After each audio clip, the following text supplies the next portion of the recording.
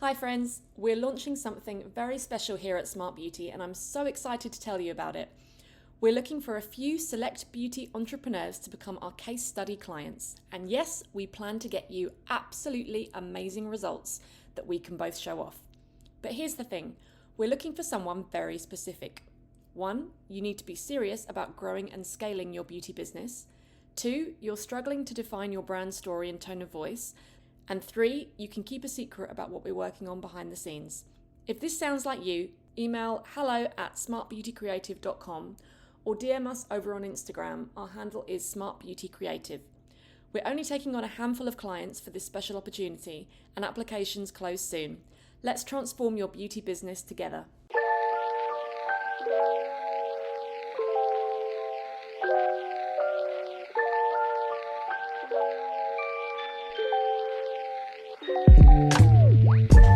Hello and welcome to the Smart Beauty Podcast. I'm your host, Viola Levy, beauty journalist and founder of copy-led branding agency, Smart Beauty Creative. We're here to create your brand voice and craft the story behind it. I'm so pleased to be chatting today with legendary beauty buyer Louisa Harris. She has worked for some of the biggest names in the industry and is now beauty director at Debenhams. Louisa started out, as many of us in the beauty industry, including myself, with a Saturday job on a beauty counter. Hers was at Boots on the YSL concession while she studied at university. She's since worked her way up to some of the biggest names in beauty retail, from Harvey Nichols to QVC, and then spent 7 transformative years at Cult Beauty, which is where I met her. During the retailer's stratospheric rise, Louisa has been at the forefront of the beauty retail evolution. Heading up beauty at Debenhams, she's working to reinvent the brand as a true beauty destination once more. In our conversation, we dive deep into her career path, the dramatic changes she's witnessed in the industry, from early days when e-commerce was just an afterthought, to today's TikTok-driven beauty landscape. We'll explore what beauty buyers are really looking for, the biggest mistakes brands make when pitching, and why having a compelling founder story matters more than ever. Louisa also shares her personal beauty favourites, from cult classics to exciting new discoveries, and reveals the current gaps she sees in the saturated beauty market. So this is one not to be missed. Let's dive in. Louisa, thank you so much for joining me. It's really lovely to have you on the podcast. Thanks so much for having me. Can you talk about your career journey, first of all, and how you got into beauty buying? Yeah, of course. So, at school, I loved fashion and clothes. I was obsessed. I thought I was going to go off and be a fashion journalist or a fashion stylist. And then when I got to uni, I went to Nottingham Trent. It was quite a stark reality check that perhaps I didn't want to go into fashion, mainly from doing some internships at different retailers, which I will not name. But it was pretty awful, to be honest. So I decided I hate this Devil Wears Prada world. What am I going to do? I'm doing a fashion degree. I thought, oh, do I change and do law? Because I was quite interested in law. Anyway, I got a Saturday job in Boots working on the YSL counter, and I just fell in love with it. I'd always loved makeup as part of, being a girly girl, I guess. But I loved the thrill of kind of hitting my target each day and interacting with customers and doing makeup. Then I moved to Longcom in John Lewis, and did a few more they had more hours available. So I worked at the Longcom counter there whilst I was still studying at uni. We did a project actually at uni with L'Oreal, and I loved that. And I thought, you know what? I'm not interested in fashion. I still love clothes, but it wasn't resonating with me. And the internships I'd done were just dreadful. So I thought I'm really going to try and pursue this beauty thing, whatever it is. So when I left uni, I stayed in Nottingham and I got promoted to the business manager for the Longcom counter. And it was all about hitting targets and, interacting with customer, organising events, thinking outside the box. And I just loved it. So I did that for about a year and I was keen to progress within, the L'Oreal infrastructure. And I couldn't seem to get what I wanted. I couldn't seem to get taken seriously to move up to head office or do like a regional role. I was still only 21 and obviously really inexperienced. Yeah. So I saw a job that was advertised for Harvey Nichols and it was a buying assistant in the beauty department. And I thought, I've got no idea what that means, but I'm going to go and interview for it. So I did all my research and had to do a maths test, which it's probably not my finest hour, but I managed to pass it. And so I landed this job in London at Harvey Nichols as a buying assistant. And I still didn't really know what it all meant, but I went. And it was, I just loved it. I loved being in the industry. And because I had great product knowledge from working in store and understanding all the brands, I guess I had a bit of a head start. Um, so I just progressed there. And then I moved over to House of Fraser, and my boss at the time moved across and took me with her. And that was an amazing experience because it wasn't uber luxury like Harvey Nichols, sorry, but it was a huge store group at the time. In its at its time, it was, a really big player in the industry, and I was dealing with everything from launching new brands, launching salons in stores, nail bars, threading bars. I mean, at the time, we were even launching those dreadful fish pedicures. I mean, how times have changed. Oh That my was God. I actually had one of those pedicures and it's like, yeah. disgusting. I couldn't It's do so it. gross. So bad. So it was really an exciting and amazing job. And I was there for a few years, and stepped up to buyer in the end, and was kind of part of all the refurbishment projects, Bath and Oxford Street, and it was such an exciting time. We launched Rihanna's first fragrance, and we did a PA with her, and it was an amazing time to be in that world. Mm. E-commerce wasn't really a thing then. It was, I mean, it was, but it wasn't as big as it is now. Then I moved across to QVC, which was quite a random move, but again, somebody I know had gone there. My old boss had moved across, and she moved me across, and so I was a buyer there for cosmetics, and it was a whole new world. It was a crazy world. We were selling on air. You get measured by the minute how much money you make. It's 24/7. It was really full on. It was an amazing learning experience, and you really learned how to trade. Mm. And it was all about finding products that were super demonstrable. So I'd gone from buying Chanel and Dior and these amazing, super prestige brands, and now we were looking at like this random unknown foundation that sold millions because it had an amazing demo, and the Yeah. presenter was really engaging and really sold to the customers. And so that was an amazing experience, and I learned loads there. And that was when e-commerce really started booming, and we were kind of TV selling, but also online. So it was an amazing kind of multi-channel experience. Um, then I moved across to this small startup, and it was so funny because when I went there, everyone was really skeptical. They were like, "Oh, I'm not sure you should go from a big company like QVC to this little company." And I was like, I was determined. I loved the website, I loved what they were doing, and I loved the brands. And that brand was Cult Beauty. And what an amazing opportunity, because what Cult Beauty managed to do, um, it really was disruptive in the industry, and I absolutely loved it. So I was working in this tiny little townhouse in Farringdon, and it was all kind of bit damp downstairs and leaky. It was really not very nice, and there was sort of two toilets in the whole building, so you'd be queuing on the stairs, and it was a bizarre experience. When I first got there, I have to say, I was a bit taken aback coming from this zhuzhy office, and For sure. but it was an amazing experience. And working with brands like, from the very smallest, beautiful, intricate cottage industry brands right up to launching Charlotte Tilbury, and some, bringing across the L'Oreal brands. And it was such an amazing experience. And we kind of had this secret sauce that we championed the underground. We were known for being the underground, I guess the underground expert, and you would come to us for true, transparent, honest, expert advice. And obviously that's where I met you. And so it's also, well, that secret sauce that we kind of managed to show the customer, that there was kind of a different way to buy beauty, and everything was written in our own tone of voice. Obviously that was partly you, and Well, everything Verity, I think, was sort of like originated it. Verity OG, Yeah. yeah. But It was an amazing time, wasn't it? it was an amazing time, and everything was so beautifully shot, and it was just an experience to shop on Cult Beauty. So that was an amazing experience, and I was there for 7 years.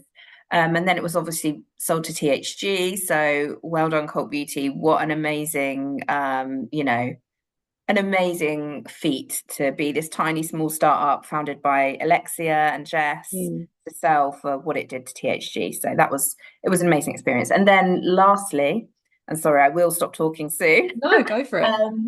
I met a wonderful woman through a friend, Ed Healy. He's still my friend today, from L'Oreal, who was looking for a buyer. And I met her and we just really clicked. And that was Alex, who's my boss now at Debenhams. And she was looking for somebody to come and head up her beauty team. They were reinventing beauty at Debenhams.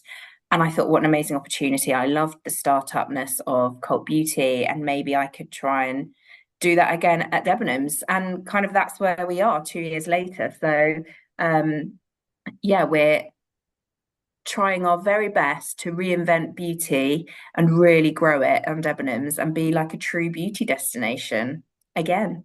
Oh, fantastic. And what do you love most about the job that you do?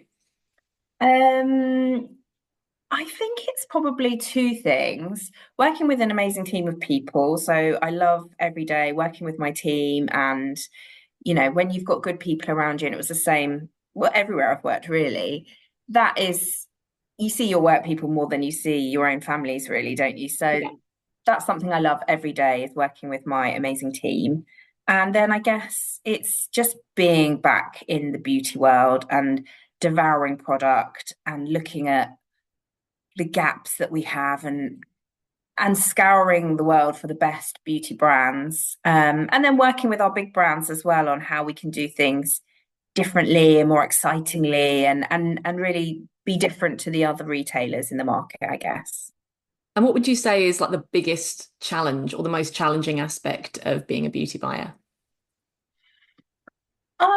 You can have some really horribly tough conversations. I think that's really hard. You know, we negotiate really hard, and often you get inundated with brands as well that you would love to maybe give a chance to, but they're not quite right. So I think sometimes having those difficult conversations, that's probably the bit I like the least, when a brand maybe isn't quite right or isn't quite ready to launch with a retailer, and kind of giving that feedback.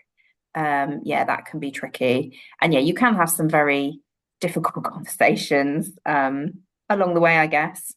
I can imagine. And what would you say are some of the biggest mistakes brands often make when they pitch to you? That's a good question. I think maybe not understanding their retailer strategy. So obviously every retailer offers something different. And if they're trying to go everywhere, it probably does spark alarm bells a little bit, because what's the point of difference with launching, you know? And if you're trying to launch in a very high-end retailer and in a pharmacy, that doesn't that doesn't really work strategically. I think also just like the basics, I can't tell you the amount of presentations I've had that have been labeled the wrong retailer. So they're Oh, presenting me wow. like another retailer's like deck. And I'm like, oh, that's a basic. Let the retailer make the retailer feel like they are important, I Yes, guess. of course. Yeah. So I think that those two are the two, probably the basics. And like, I think we see so many brands and the market's so saturated. Having a really clear USP and really communicating that is the Mm. key, I think. So you think sort of a brand story Yeah, is crucial when it comes to retail? definitely. Yeah, having a really well-defined, differentiating brand story. Like, why is it different to every other skincare on the market? Because that's what you buy into. And I think Mm. customers are so educated now, they're not gonna they're not going to be fooled, basically. It needs to be transparent and clear, and, you know, and super effective as well. Definitely. Because I think a lot of brands they think that getting into a retailer is kind of the end of the rainbow, and then they've Yeah, made it and they can relax. There is a kind agree. of naivety there, which I'm sure you can sort of talk about that, you know, once you get into a retailer, a brand still needs to work hard for its money and put a lot of marketing Yeah, behind it for it to succeed.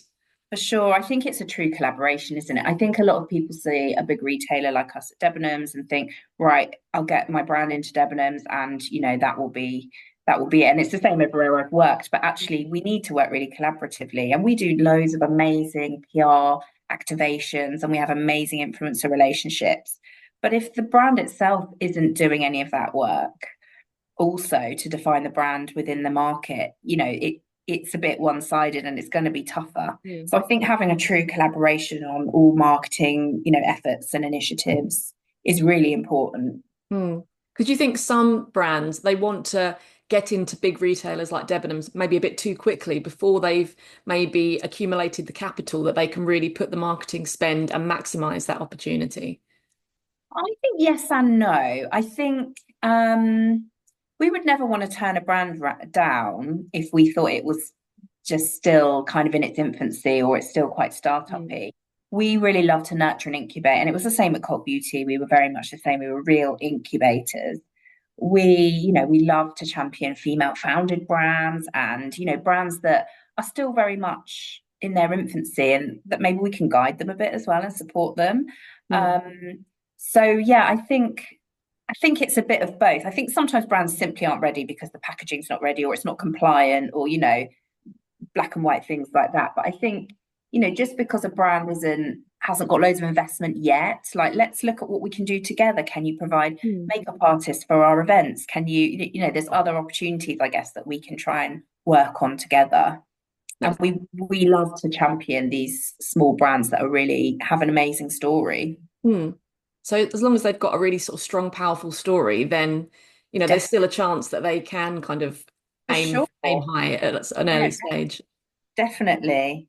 And it's kind of the million-dollar question, but I imagine like there are so many brands that are wondering like, how do I get, in front of somebody like yourself? How do I get your attention to sort of get a meeting in? What would you say is Yeah. the best way of doing that? I mean, obviously LinkedIn is a great thing. I speak to lots of people on LinkedIn and I'm very open to receive, whatever on there really. I think having a really amazing pitch deck is important because that's going to really make the buyer kind of sit up and listen, sending in product for the buyer and the team to trial. But yeah, I guess that's the main thing is just email me on LinkedIn and then I'll give you my email Yeah, address and let's go from there. But have a really great pitch deck so that it's really clear and easy for the buyers to see. I think often brands really want to get in front of the buyer first. And I think sometimes buyers are a bit cautious because they don't want to waste everybody's time if they don't even think the product is, right for their for sure. retailer. So I think having a great deck that sort of gives you a bit of background first, and then let's meet and see what we can do together. And a founder story is important to you. Like, do you like hearing about the Yeah, founder and their own journey? definitely. I mean, not all brands have a founder, No, obviously, but I think that is so key for content and storytelling, isn't it? And I think customers really buy into that. Often founders have created a brand out of their own need, because there wasn't something in the market for them. And I think that's really powerful. And I think, QVC are amazing at doing that. They tell that story and they get that founder in front of the customer. And that is super powerful, that connection. And I guess that's what we try and do at Debenhams as well through all our content, through all our activations, is really get that founder or that fragrance nose or Mm. whatever it is in front of the customer so they can really connect.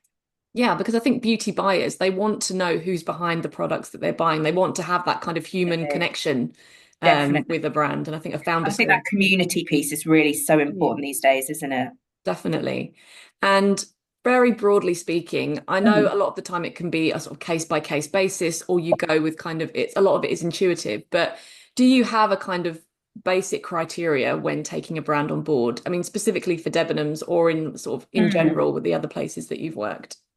I guess going back to that like clear USP, Yeah. have we got a gap? We wouldn't want to bring on a load of brands that all say and do the same thing. Mm. What's the uniqueness of the brand? And then like really boring things like can you deliver into our warehouse? Can you package the product so that it's compliant? Those kind of really boring tick boxy things. But yeah, I think the main thing for us is having a unique story and the product being a gap for us, or the brand being a gap for us. Mm. Definitely. Um, and how has kind of the industry changed since when you very first started? Because I know we were talking before we Yeah, recorded about how like e-commerce just wasn't a big thing when you were working at sort of House of Fraser, and now it's, obviously like the main thing. yeah, no, it's crazy how it's changed. To be honest, when I think about my first proper job at Harvey Nichols, we did have online, but we didn't put everything online because why Mm. would you? It It's more was of an just, afterthought, wasn't it? A yeah, lot. it was like an afterthought. It was crazy. So yeah, I mean, obviously the rise of e-commerce, digital, social has been, you know, exponential.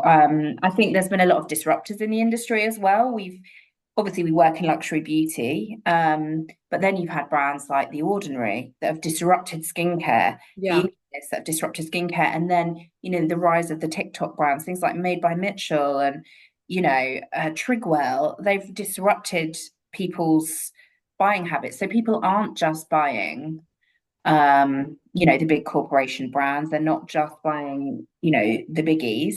I think customers now are really interested in indie brands and viral Mm. brands and, what's trending on TikTok and these kind of D2C brands that have launched and been so successful, things like Rhode and, you know, Kylie Jenner and when she first launched. And, you know, I think these kind of D2C brands create so much hype because you can't get it from anywhere else. You can only get it from this online, Yeah.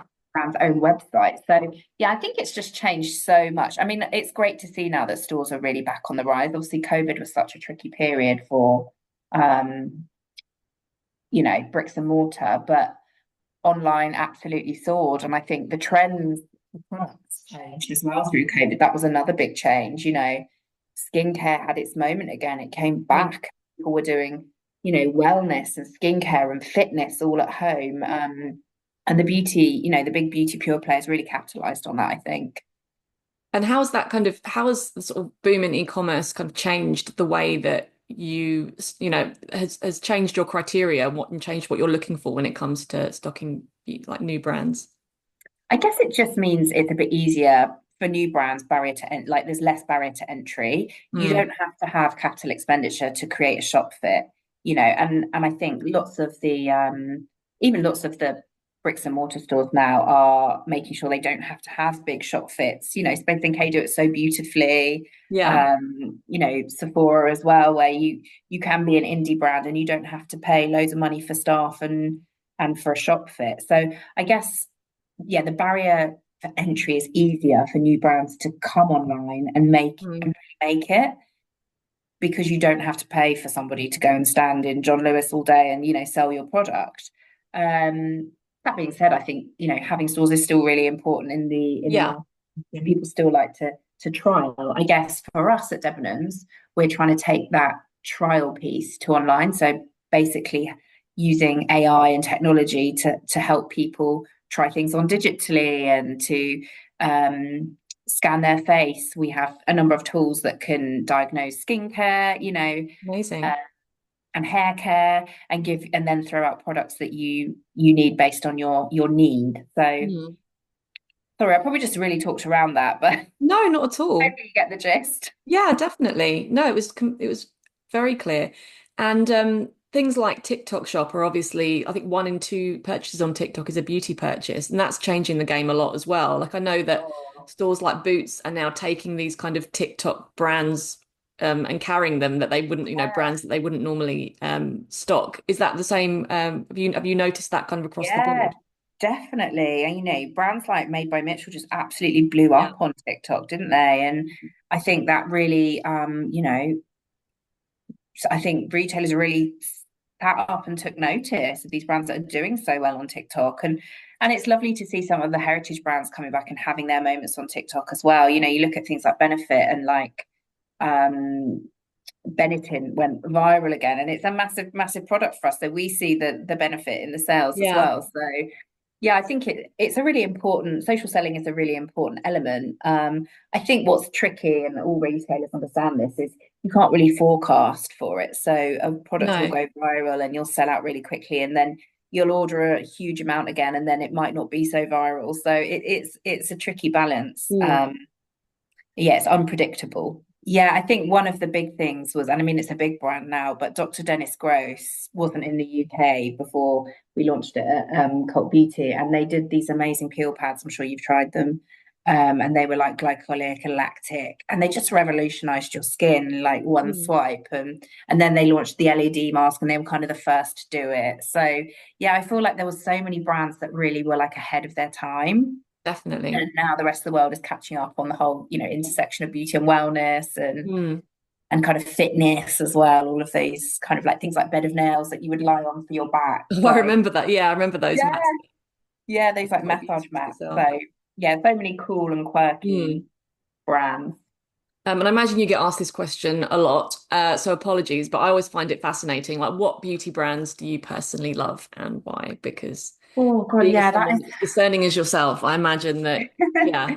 that is really hard. I mean, it does change. Things that I use change all the time. I do try everything. At the moment, I'm really into Murad, which is not a new brand, but I've always really liked it and thought it was super efficacious. Got oily So skin, which I've got. yeah, so I'm really into Murad at the moment. I also really love Allies of Skin.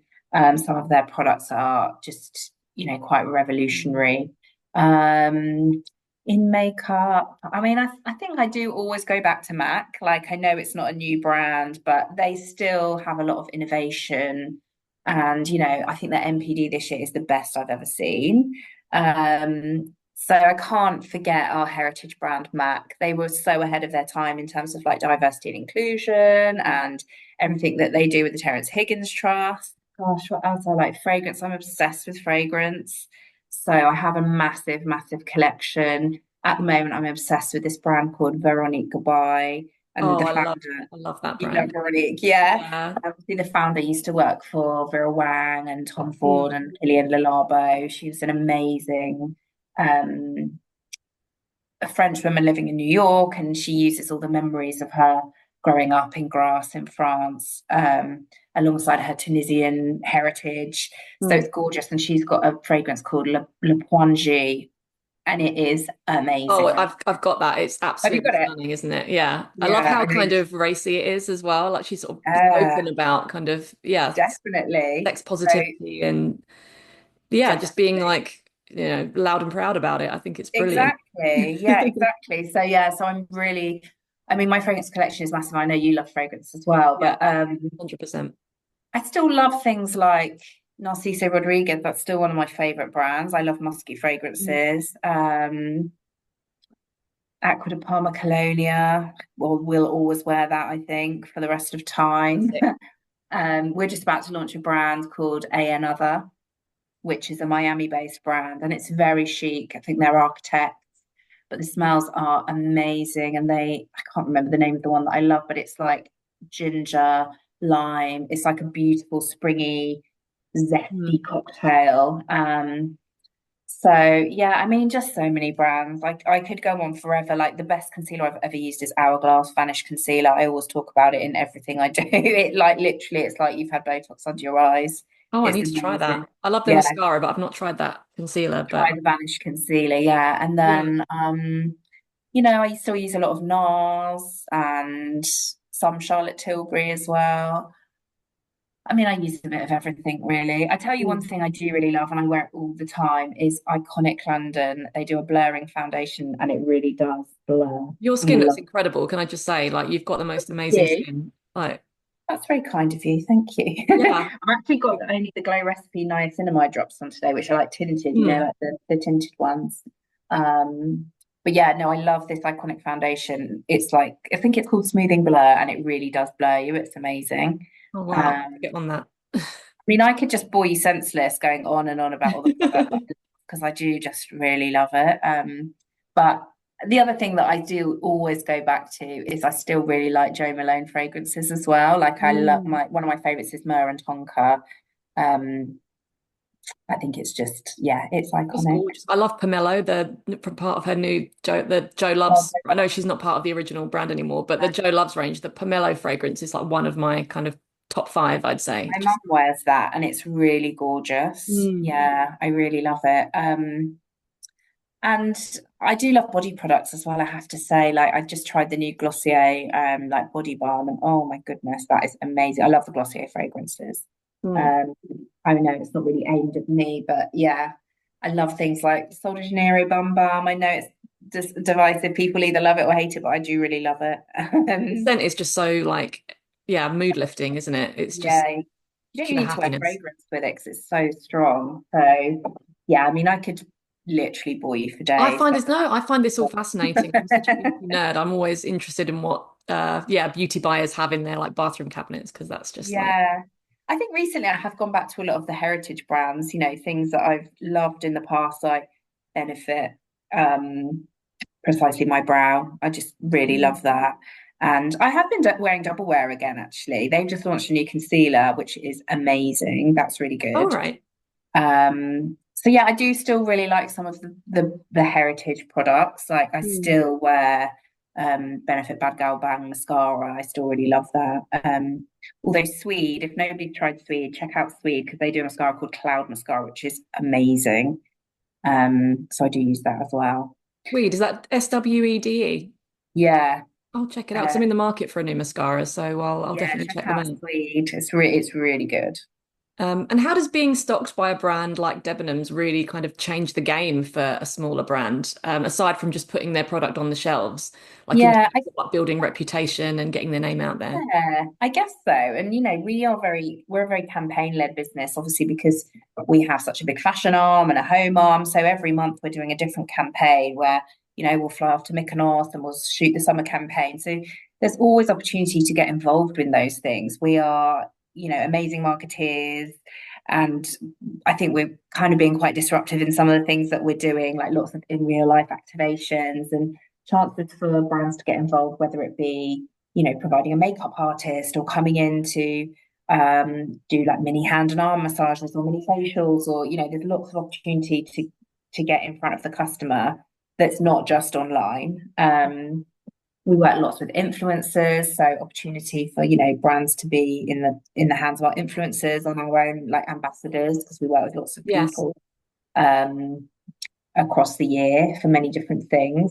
We do lots of trips away, and we'd just been at Coachella. So Oh, incredible. yeah, it was amazing. We went to Coachella with Bumble and Bumble and Urban Decay. So again, there's just opportunity to be featured in lots of things. So I think it's great for awareness, and Mm. obviously, we're a kind of a household name, so I guess people love that. And there's a lot of sentiment around Debenhams as a retailer as well. So yeah, I guess it's great for awareness and getting your getting your product to the customer. We've got a big customer base. And Debenhams is primarily associated, I'd say, with kind of prestige beauty products. How has that market changed? And do you think there's more call now for brands that aren't necessarily sort of drugstore cheap and cheerful, but aren't Yeah, super luxury and premium either? definitely. Yeah, no, I think the way the customer shops now is so different. They could be buying an Allies of Skin moisturizer and a NYX lip pencil. We sell both of those brands, and I think the way the customer shop is very different. People aren't just buying into one brand and one range and one price point. I think they're adding on at checkout. The Sky High mascara pops up and think, oh yeah, I'm going to try that. I love that. So I think customers really shop, across price points. And I think the rise of TikTok and some of these pharmacy brands that have gone viral have really helped that as well. Mm, definitely. And I Because guess everyone, kind of the rise of dupes as well. And I know nobody really yes, likes to talk about that, but that is a big thing where certain brands do dupe luxury brands and people want to try it. So for that doesn't sure. necessarily mean they won't go back to, their expensive whatever, but I think people do like to test and trial, and they're really educated now. For sure, thanks to sort of things like social media and Reddit, and there's a lot Yeah, of definitely. information out there. Um, and we were talking about this just before we started to record, but I was saying to you that I subscribed. So this is like a non-beauty brand, but I got an email from this meal kit company that I was subscribing to, and they just got into Selfridges. Yeah. And what they said was, right, we're not doing the meal kits anymore because Selfridges wanted this kind of product. So we're now making this product. And they've changed their whole kind of product offering just to Wow. sort of cater to this retailer. Do you see that happening a lot? And do you think that's a good idea in the beauty, from a beauty brand perspective? I guess We see it in certain ways, probably not quite as directly as that. But Mm, for example, brands that have brought out things like body mists to try and get that younger customer. mm, You see it like Kayali, for example, have just launched body mists. Are they trying to cater to their retailers that perhaps don't have the £100 to spend but want to buy into the brand? Maybe. So yeah, I guess I think it's tricky. It's quite brand DNA is really important, isn't it? And I think when you launch a brand, you know what you're there to do. So to mm, change that quite drastically, I think is it's probably a bit risky, but I think brands are really good at diversifying now. So you get mm. like Viola, for example, which was, it's an amazing brand and it's done amazingly in skincare, and now they've moved into like body care, and perhaps they're trying to reach a new customer.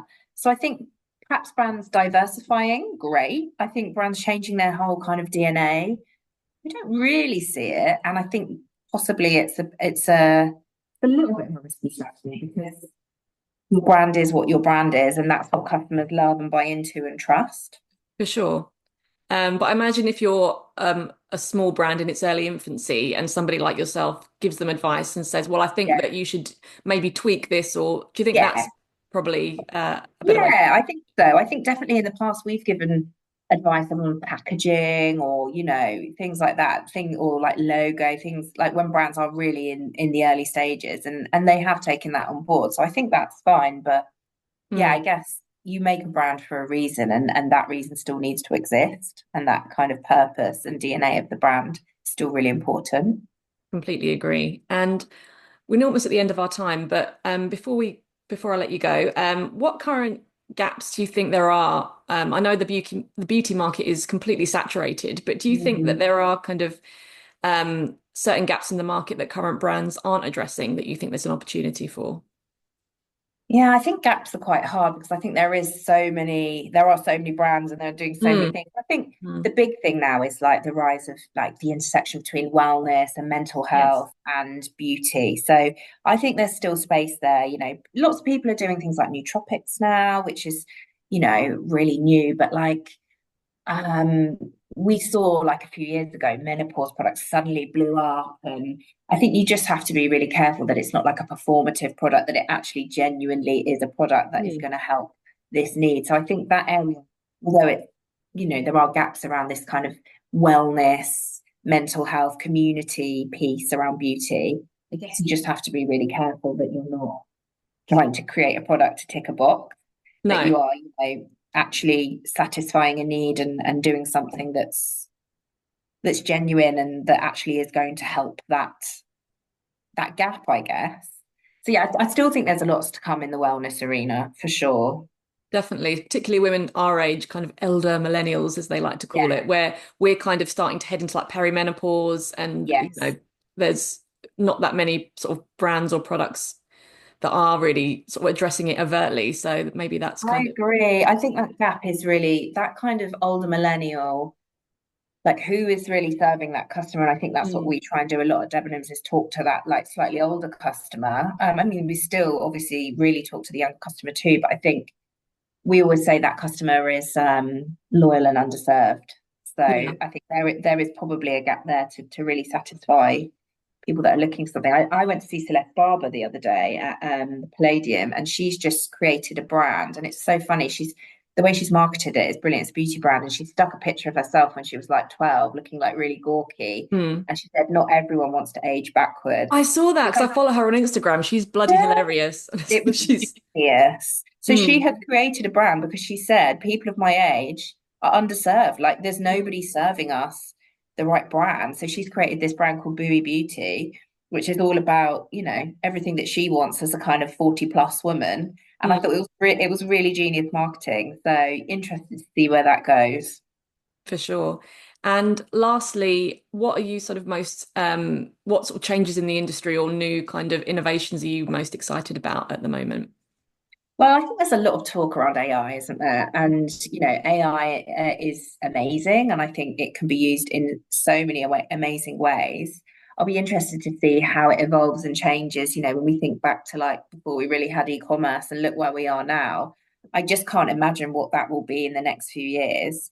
I think it's working really well for us at Debenhams with these kind of diagnostic tools and using a photograph to diagnose, skin concerns and Yeah. areas, of concern. So yeah, I guess I'm really interested to see where that goes. I'm also really interested to see how TikTok evolves, because, like I said, it's so unpredictable, the brands that do really well on it and how, creators are changing. And I think perfume talk is now a massive thing where, It all these is. sort of 14-year-old boys are wearing Parfum de Marly and all these really expensive luxury fragrances. Like, how will that evolve? I think we saw as well, when this whole teenager thing came out, that, like, all these young girls were using sort of drunk elephant and stuff. Like, I'm interested to see how that changes, and I hope that that changes for the better.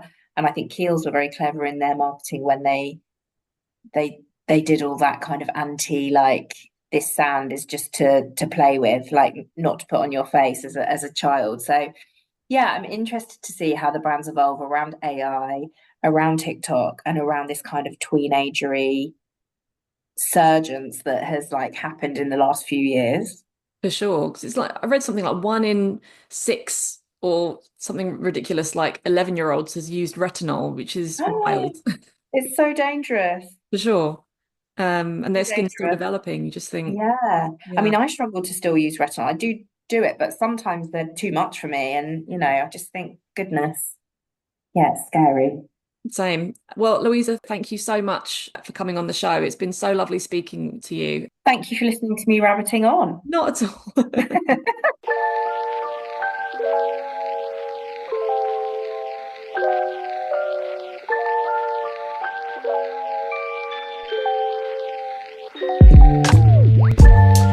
I hope you enjoyed that episode. All links will be in the show notes, and feel free to visit smartbeautycreative.com or visit us over on Instagram to find out more about what we do. And if you enjoyed listening, please don't forget to rate and review Smart Beauty on iTunes, as it helps people find us. See you next time.